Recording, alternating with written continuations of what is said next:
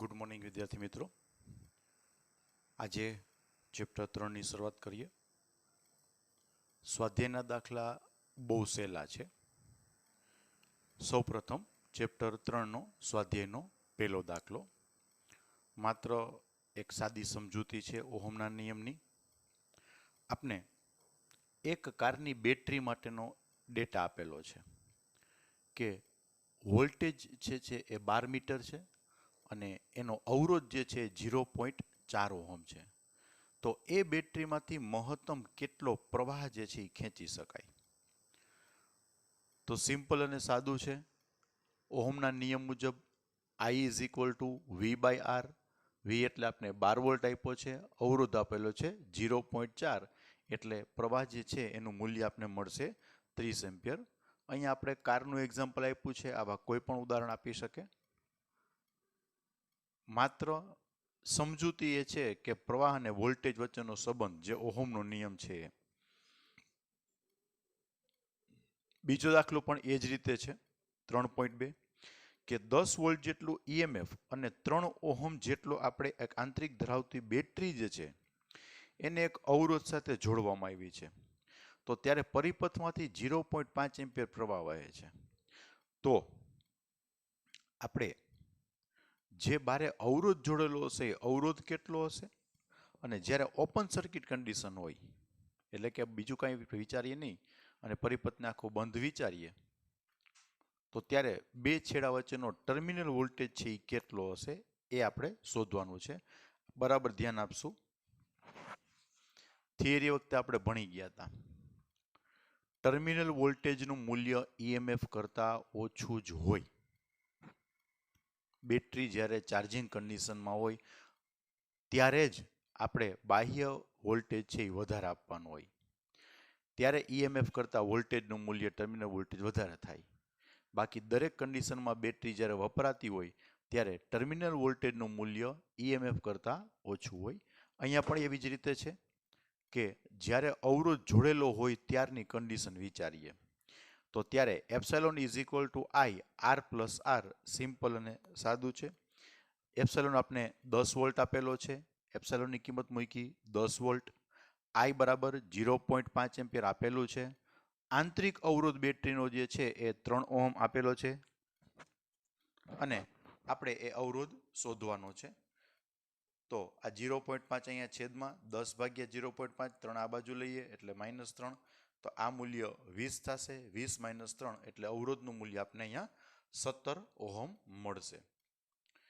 હવે જ્યારે પરિપથ બંધ હોય એટલે કે બહારથી આપણે બીજું કંઈ નથી જોડેલું, માત્ર ટર્મિનલ વોલ્ટેજની જો વાત કરીએ તો V is equal two IR, કારણ કે આ જે અવરોધ છે એ આંતરિક અવરોધ છે. તો ટર્મિનલ વોલ્ટેજ જ્યારે વિચારતા હોય ત્યારે બાહ્ય અવરોધ જે છે એ આપણે પરિપથનો ટોટલ જો ગણીએ તો 17 ઓહમ થાય. જે આંતરિક અવરોધ છે એ બરાબર એ બેટરીની અંદર છે જે અહીંયા અસર કરતા છે.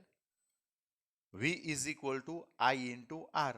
I નું મૂલ્ય આપણે રકમમાં આપેલું છે 0.5 અને R બરાબર આપેલું છે આપણે 17. તો 17 ગુણ્યા 0.5 એટલે ટર્મિનલ વોલ્ટેજ આપણે 8.5 મળશે. આપણે વાત થઈ હતી એમ કે EMF નું મૂલ્ય 10 વોલ્ટ છે જ્યારે ટર્મિનલ વોલ્ટેજ મળ્યો 8.5. મેં હમણાં વાત કરી એમ કે જ્યારે બેટરી વપરાશમાં હોય ત્યારે ટર્મિનલ વોલ્ટેજ કરતાં EMF નું મૂલ્ય ઓછું હોય.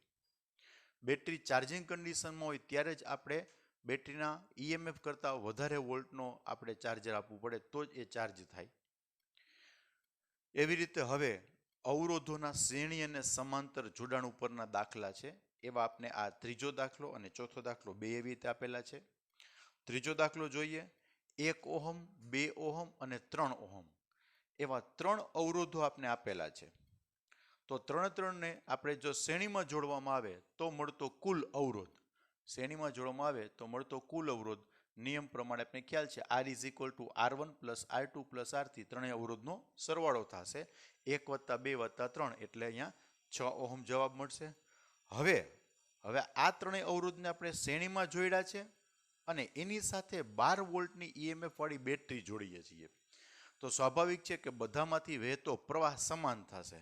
તો પરિપથનો કુલ પ્રવાહ જે કહીએ વહેતો પ્રવાહ તો એ કેટલો થશે તો કે I is equal to V by R. V આપણે જોડેલો છે 12 વોલ્ટ અને આ અવરોધ જે છે એ કુલ અવરોધ આપણને મળ્યો 6 ઓહમ એટલે 12 ભાગ્યા 6 એટલે 2 એમ્પિયર છે એ દરેક અવરોધમાંથી વહેતો પ્રવાહ થશે. મિત્રો આપણે થિયરી વખતે સમજાવેલું છે શ્રેણી જોડાણ કોને કહેવાય તો કે જે ઘટકોમાંથી પ્રવાહનું મૂલ્ય સમાન વહેતું હોય સમાન પ્રવાહ વહેતો હોય તો એને શ્રેણીમાં જોડેલા કહેવાય. જો અસમાન વહેતો હોય તો એ સમાંતર એટલે પ્રવાહના ભાગ પડતા હોય તો એ સમાંતર. અહીંયા વોલ્ટેજના ભાગ પડશે તો દરેક અવરોધ માટે વોલ્ટેજ ડ્રોપ વિચારીએ તો અવરોધ 1 માટે જો વાત કરીએ તો V1 is equal two IR1. I 2 મળ્યું છે અવરોધ છે 1 એટલે આ મળશે 2 વોલ્ટ. એવી રીતે V2 is equal two IR2 2 ગુણ્યા 2 4 વોલ્ટ અને V3 is equal two IR3 2 ગુણ્યા 3 ઇઝ ઇક્વલ ટુ 6 વોલ્ટ. અહીંયા કુલ વોલ્ટેજ આવા દાખલામાં એક નાનકડી ચકાસણી કરી લેવી. આ તો બહુ સહેલો દાખલો છે, આમાં બહુ વાંધો ના આવે, પણ ક્યારેક આપણે વોલ્ટેજનું મૂલ્ય અને અવરોધ એવી રીતે આપેલા હોય. આ તો સિમ્પલ ને સાદું છે શ્રેણીનું જોડાણ, અહીંયા સમાંતર જોડાણ પણ એવી રીતે જ છે. પણ કદાચ કોઈ એવું નેટવર્ક આપેલું હોય ત્યારે હંમેશા આપણે ક્રોસ ચેક કરવું હોય તો આ તમામ વોલ્ટેજ જે છે આપેલા વોલ્ટેજ જેટલા થવા જોઈએ. એટલે કે 2 વત્તા 4 વત્તા 6 એ આ 12 વોલ્ટ જે થાય છે એવી રીતે તમામ અવરોધના વોલ્ટેજ ડ્રોપનું મૂલ્ય કુલ વોલ્ટેજ જેટલું થવું જોઈએ. આવી રીતે આપણે દાખલાના જવાબની ચકાસણી કરી શકીએ. હવે એવો જ દાખલો આપેલો છે આપણે ચોથો દાખલો. એમાં પણ 3 અવરોધ આપ્યા છે, મૂલ્ય થોડાક જુદા આપેલા છે. 2 ઓહમ 4 ઓહમ અને 5 ઓહમના 3 અવરોધ છે. આમાં આપણે શ્રેણીમાં જોડ્યા હતા, અહીંયા આપણે આને સમાંતર જોડીએ છીએ. તો સમાંતર જોડવા માટેનું સૂત્ર પણ આપણે ખબર જ છે કે જો 3 અવરોધોને સમાંતરમાં જોડેલા હોય તો મળતો પરિણામી અવરોધ જે છે એ 1/r is equal two 1/r1 plus 1/r2 plus 1/r3 જે આપણું સૂત્ર છે એના ઉપરથી 1/r ઇઝ ઇક્વલ ટુ 1/2 વત્તા 1/4 વત્તા 1/5. આમ જોઈએ તો સિમ્પલ છે, લસા આપને 20 મળશે. 20 મળશે એટલે અહીંયા 10 આવશે, અહીંયા આપણે 5 આવશે, અહીંયા 4 આવશે, સરવાળો 19 થશે. પદ ઉલટાવી નાખીએ એટલે R is equal two 20/19 ohm આપને પરિણામી ટોટલ અવરોધ આપને મળશે. પરિપથમાં જે 3 અવરોધ સમાંતરમાં જોડેલા છે એનો પરિણામી અવરોધનું મૂલ્ય આપને 20/19 ઓહમ મળશે. હવે અહીંયા આપણે 12 વોલ્ટની બાહ્ય બેટરી જોઈ હતી, વોલ્ટેજ સપ્લાય આપ્યો હતો. અહીંયા આપણે 20 વોલ્ટ જોડેલી છે. સમાંતર જોડેલું હોય તો હમણાં વાત કરી એમ પ્રવાહના ભાગ પડે, વોલ્ટેજ બધાયના સરખારીએ. તો હવે 20 વોલ્ટ જોડતા દરેક અવરોધમાંથી વહેતો પ્રવાહ, અહીંયા દરેકના વોલ્ટેજ જુદા જુદા થતા હતા, અહીંયા દરેકના પ્રવાહ જુદા જુદા થશે. તો અહીંયા પેલા અવરોધમાંથી વહેતો પ્રવાહ જો I1 કહીએ તો I1 is equal two V/R1. V આપને 20 આપ્યું છે ભાગ્યા 2 10 ampere. I2 is equal two V/R2 20 ભાગ્યા 4 5. I3 is equal two V/R3 20/5 એટલે 4 એમ્પિયર. તો વહેતો કુલ પ્રવાહ જે છે એ કેટલો થશે તો કે I1 વત્તા I2 વત્તા I3 10 વત્તા 5 વત્તા 4 એટલે 19 એમ્પિયર થશે. બીજી રીત નાનકડી, અહીંયા આપણે વાત કરી કે 3 વોલ્ટેજ જે અવરોધના બે છેડા વચ્ચે મળે છે એનો સરવાળો કરો તો 12 વોલ્ટ થવો જોઈએ. અહીંયા જે 3 પ્રવાહ મળે છે એ આપણે સરવાળો તો 19 કર્યો, પણ ડાયરેક્ટ જો આના ઉપરથી કરવું હોય તો કુલ પ્રવાહ શોધવો હોય તો કઈ રીતે શોધી શકાય તો કે આ જે મળે છે એ કુલ અવરોધ છે, કુલ વોલ્ટેજ આપણે 20 આપેલો છે. હવે I is equal two V/R, I is equal two V/R કરીએ, V આપને 20 આપેલું છે, છેદમાં 20 ભાગ્યા 19 કરીએ એટલે છેદનો છેદ અંશ બની અને કુલ પ્રવાહ આપને I 19 મળી જાય. એટલે આ રીતે મેં હમણાં વાત કરી એમ કે અહીંયા આપણે જેમ જવાબની ચકાસણી ક્રોસ કરીને કરી શકીએ એવી રીતે અહીંયા પણ આપણે આ કરી શકીએ. અતિશય સહેલા દાખલા છે. આવા સહેલા દાખલા જે છે એ માત્ર પ્રેક્ટિસ માટે આપેલ છે. ત્યાર પછી 5મો દાખલો જે છે, અવરોધનો તાપમાન સાથે થતો ફેરફાર કઈ રીતનો મળે છે એના ઉપરથી આપણે અહીંયા દાખલો આપેલો છે. આવા દાખલા ઘણી વખત જુદી જુદી રકમ પદ્ધતિ આપીને પણ બની શકે છે. અહીંયા આપણે એવું આપેલું છે કે એક ગરમ કરવામાં વપરાતો ઘટકનો તાર કોઈ એક તાર જે છે એનો ઓરડાના તાપમાને, ઓરડાનું તાપમાન આપણે આપ્યું છે 27 ડિગ્રી, જેને રેફરન્સ સંદર્ભ તાપમાન કહી શકાય. એ તાપમાને આપણે અવરોધ આપ્યો છે, સંદર્ભ તાપમાને અવરોધ, જે આપણે 100 ઓહમ આપેલો છે. અવરોધના દ્રવ્યની અવરોધકતા પણ આપણે આપી છે 1.7 ગુણ્યા 10⁻⁴ બરાબર. આપેલ હોય તો તારનો અવરોધ 117 ઓહમ થાય ત્યારે તેનું તાપમાન કેટલું થશે? ફરીથી એક વખત, આપણે સંદર્ભ તાપમાન જે છે એ 27 ડિગ્રી સેલ્સિયસ આપ્યું છે, સંદર્ભ તાપમાને અવરોધ આપણે 100 ઓહમ આપેલો છે. આપણે તાપમાન ગોતવાનું છે ક્યારે? તો કે જ્યારે એનો અવરોધ 117 ઓહમ થાય ત્યારે, અને જે તાર આપેલો છે એ તારનો અવરોધકતા ગુણાંક આપણે આપેલો છે. કેટલીક વખત દાખલામાં એવું પણ આવે કે અવરોધકતા તાપમાન ગુણાંક શોધવાનો હોય, બધો ડેટા આપેલો હોય, આલ્ફા ના આપેલો હોય તો આલ્ફા શોધવાનો હોય. હવે અવરોધકતાનો તાપમાન સાથેનો થતો ફેરફારનું સૂત્ર ટેક્સ્ટબુકમાં આપણે અવરોધકતાનું આપ્યું છે, ત્યારે આપણે થિયરી વખતે સમજાવ્યું હતું કે અવરોધકતાનું સૂત્ર જે મળે છે એ જ આપણે અવરોધનું સૂત્ર પણ મળે, કે R of theta is equal to R0 1 plus alpha T of theta minus T0. આના ઉપરથી R of theta નું મૂલ્ય 117, R0 નું મૂલ્ય 100 ઓહમ, 1 આલ્ફા અત્યારે એમને મૂક્યો છે, ટી થીટા એમને મૂક્યું છે, T0 બરાબર આપણે આપ્યું છે 27, અહીંયા એમને મૂક્યું છે. 100 જે છે એ આના છેદમાં આવશે એટલે 1.17 ઇઝ ઇક્વલ ટુ 1 પ્લસ આલ્ફાની હવે મેં કિંમત મૂકી 1.7 ગુણ્યા 10⁻⁴ ટી ઓફ થીટા માઇનસ 27. એક અહીંયા સરવાળામાં છે, આ બાજુ આવીએ તો 1.17 ઓછા 1 એટલે 0.17 થઈ જશે. 0.17 ઇઝ ઇક્વલ ટુ 1.7 ગુણ્યા 10⁻⁴ ટી ઓફ થીટા માઇનસ 27. હવે આ પદ અહીંયા છેદમાં આવશે તો ટી ઓફ થીટા માઇનસ 27 બરાબર કેટલું મળશે? તો કે 0.17 છેદમાં 1.7 ગુણ્યા 10⁻⁴. અહીંયા આ ગણતરી બહુ સહેલી છે, કારણ કે આ આંકડા સરખા આપેલા છે 0.17 અને 1.7, અને આ આપેલું છે 10⁻⁴, ઉપર છે તો +4, તો ટોટલ આ કરીએ તો આપણે 1000 મળે છે. આ -27 ઓલી બાજુ છે તો પ્લસ થઈ જશે, એટલે ટી ઓફ થીટા અહીંયા સંદર્ભ તાપમાન આપણે 1027 ડિગ્રી સેલ્સિયસ મળે છે.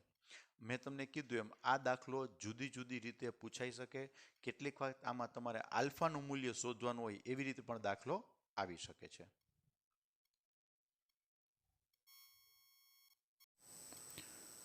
ચેપ્ટર 3 સ્વાધ્યાયનો 6થો દાખલો, સાવ સહેલો દાખલો છે. આપણે 15 મીટર લંબાઈના 6 ગુણ્યા 10⁻⁷ મીટર સ્ક્વેર જેટલું નિયમિત ક્ષેત્રફળ ધરાવતા તારમાંથી અવગણી શકાય તેટલો ઓછો પ્રવાહ પસાર કરવામાં આવે છે. હવે આ તારનો અવરોધ આપણે આપેલો છે 5 ઓહમ, તો આપણે આ તારના દ્રવ્યની અવરોધકતા શોધવાની છે. સાવ સહેલો દાખલો છે, એટલું આપણે યાદ રાખશું. લંબાઈમાં કે ક્ષેત્રફળમાં ફેરફાર થાય તો અવરોધમાં ફેરફાર થાય. લંબાઈના સમપ્રમાણમાં અને ક્ષેત્રફળના વ્યસ્ત પ્રમાણમાં, એ આપને ખબર છે. પણ ખાસ યાદ રાખજો, પરિમાણના ફેરફારથી અવરોધકતામાં કોઈ ફેરફાર થાય નહીં. થિયરી વખતે સમજાવેલું છે. ક્યારેક વિદ્યાર્થીઓ ભૂલ કરતા હોય છે કે લંબાઈ બમણી થાય તો અવરોધકતા કેટલી થાય, પણ ખરેખર અવરોધકતા દ્રવ્ય પર આધાર છે, તાપમાન પર આધાર છે, કાંઈ ફેર ના પડે. ચાલો જોઈએ. લંબાઈ આપણે 15 મીટર આપેલી છે, ક્ષેત્રફળ 6 ગુણ્યા 10⁻⁷ મીટર સ્ક્વેર આપેલું છે, અવરોધ આપેલો છે 5 ઓહમ. એલ લંબાઈના તારનો અવરોધનું આપણે જે સૂત્ર છે R is equal to ρ into L upon A, રોને સૂત્રનો કરતા બનાવ્યો, RA અપોન L, R આપણે આપેલું છે 5, L એ આપણે આપેલું છે 6 ગુણ્યા 10⁻⁷, અને લંબાઈ આપેલી છે 15 મીટર. સાવ સહેલું છે. 6 ગુણ્યા 5 30/15 એટલે 2 ગુણ્યા 10⁻⁷ ઓહમ ઇન્ટુ મીટર. ફરી પાછું એક વખત, પરિમાણમાં ફેરફાર થાય તો અવરોધકતામાં કાંઈ ફેર પડે નહીં.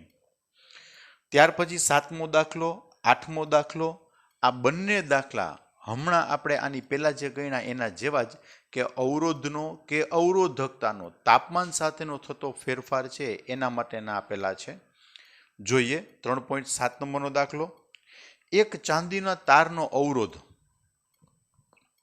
27.5 ડિગ્રી સેન્ટીગ્રેડ તાપમાને 2.1 ઓહમ છે અને 100 ડિગ્રી સેલ્સિયસ તાપમાને આપણે 2.7 ઓહમ છે.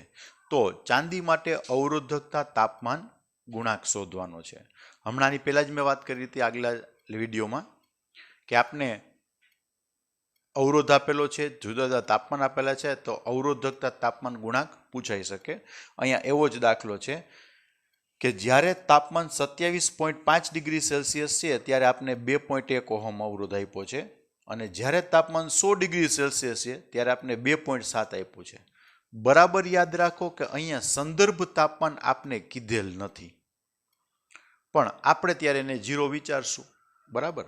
તો અવરોધકતાનો તાપમાન સાથેનો થતો ફેરફારનું જે સૂત્ર છે R of theta is equal to R0 1 plus alpha into delta T એટલે તાપમાનનો ફેરફાર.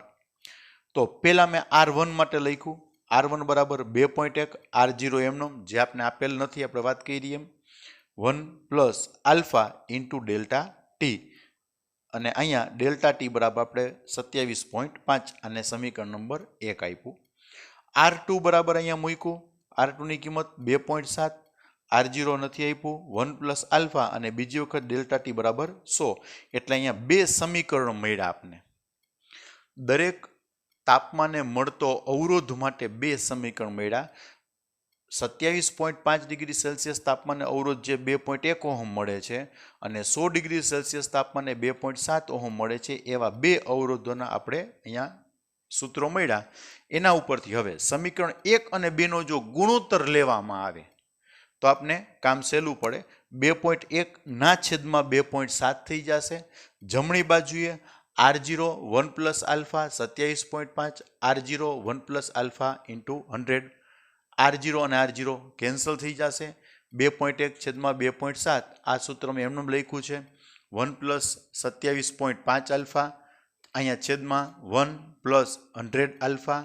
આનો ગુણાકાર અહીંયા, આનો ગુણાકાર અહીંયા કરીએ. 2.1 ગુણ્યા 1 એટલે 2.1, 100 આલ્ફા ગુણ્યા 2.1 એટલે 210 આલ્ફા. આ 2.7 ગુણ્યા 1 એટલે 2.7, 2.7 ગુણ્યા 27.5 એટલે 74.25, 74.25 આલ્ફા આટલું આવશે. આલ્ફાવાળા પદને ઓલી બાજુ લઈ લીધું, 2.1 વાળા પદને આ બાજુ લીધું, તો 210 ઓછા 74.25 alpha is equal two 2.7 minus 2.1. ગણતરી આની પહેલાં મેં પણ વિડીયો લેક્ચરમાં કીધેલું છે, તમારે જાતે ગણતરી કરવાની. ક્યારેક એવું બની શકે કે અહીંયા ગણતરીમાં સેજ મિસ્ટેક હોઈ શકે. દરેક વિદ્યાર્થીએ જાતે જ હંમેશા ગણતરી કરવી. આ દાખલાઓ અહીંયા મૂકેલા છે માત્ર સમજૂતી માટે કે ક્યારેક આપણે સ્ટેપ કેમ કરવા, કઈ રીતે સૂત્ર મૂકવા, ડેટા મૂકવો ખ્યાલ ના પડે માટે પણ આગ્રહ છે કે હંમેશા દરેક વિદ્યાર્થીએ ગણતરી જે છે જાતે કરવી. કદાચ અહીંયા ભૂલ હોઈ શકે. બરાબર. તો આલ્ફા ઇઝ ઇક્વલ ટુ 0.0044 આટલો મારે અહીંયા જવાબ આવે છે. એકમ આવશે ડિગ્રી સેલ્સિયસ ઇન્વર્સ.